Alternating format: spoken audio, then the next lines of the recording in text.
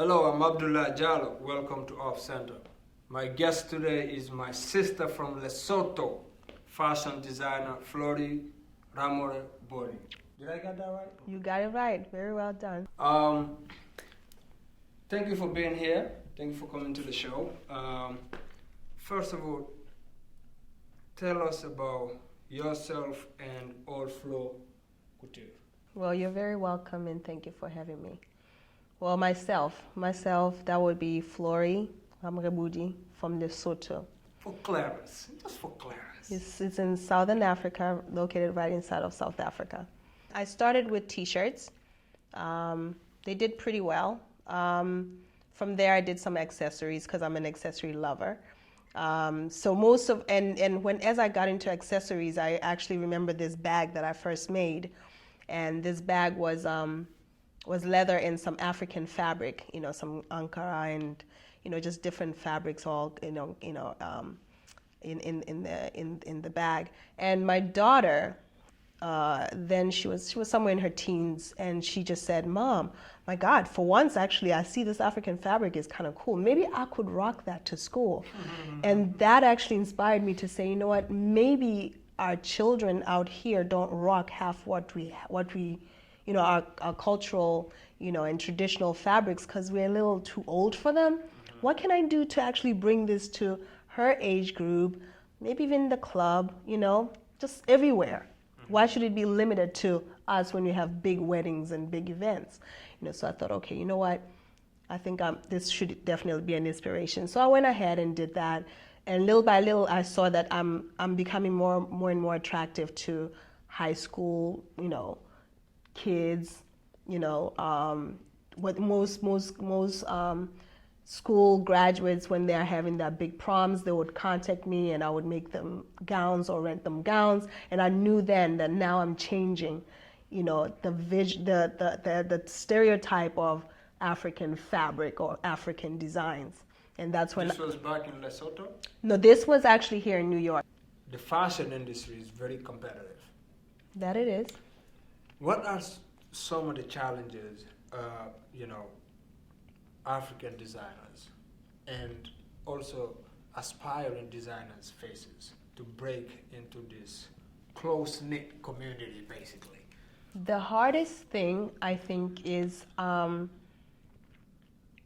understanding that we may all be doing the same thing, as in we're all using the same fabric, but there's no difference from us and the Western.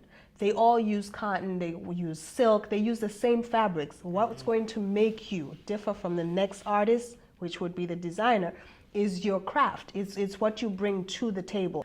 What are the some of the difficulties specifically African designers face? They think you're a seamstress. They think you're a seamstress because because by nature, I mean, I'm sure 90% of us know how to do a little sewing. Right. Especially women anyways. You're taught how to take care of your shirt and do a little seam here and there. Yeah. So we as ourselves, we come up not realizing that this is actually a talent, and that it's actually something that can make money, or that is actually a career. So the way we approach it is how we're also perceived. So when you come out, somebody's like, yeah, he knows how to sew. They don't see you as this is a designer. No, he knows how to sew. And 90% of the designers that are out there now, they don't even know how to sew. 90%. They just pretty much sketch, if they even sketch. And then they tag along their name and they say that's their masterpiece. But there's really somebody who's doing that. What do you do when you come to your design? I do everything. I do everything. Everything. I have my own patterns. Right. Everything is from my head. You travel around the world to many different countries. How do you translate that into your fashion? I'll give you an example. I did the very first show the very first collection I made was during New York Fashion Week, and I entered a show that, as a non-designer, to be totally honest, because I had not even done that. And when I did the show, and in the end, this Dutch girl came up to me and she said, It's funny, I can tell you grew up in Europe. Everything was in Ankara, and I was not thinking, okay, let me make sure that, it looks a little bit more Western, or, at the end of the day, that's everything that I've been exposed to. It translates directly into everything I do, whether it's my artwork, as in painting, or my designs, because it's everything that I know. And if I've been there, then obviously know that, and I was taught in a Western world, you know what I mean? So you will see that, but then I still have my African spirit in it. So even if let's say I make something that is made with actual altogether Western fabric, somewhere you just look and you say, it has this little bit of an African feel. Where do you see African fashion world, let's say, in the next 10 years? Unfortunately, the unfortunate part is China is going to manufacture our fabric very soon. We won't even have no say over it, and therefore it'll be accessible to any designer or anyone who wants it. So it won't be as authentic as it is now. But overall, I think it's not even the African fashion anymore. I think just those of African descent have come to a place where they're claiming, or rather reclaiming back their roots, and therefore it's going to be a way of life instead of a trend. For now, it's a trend, but I think in a good 5 to 10 years, it will be a way of life.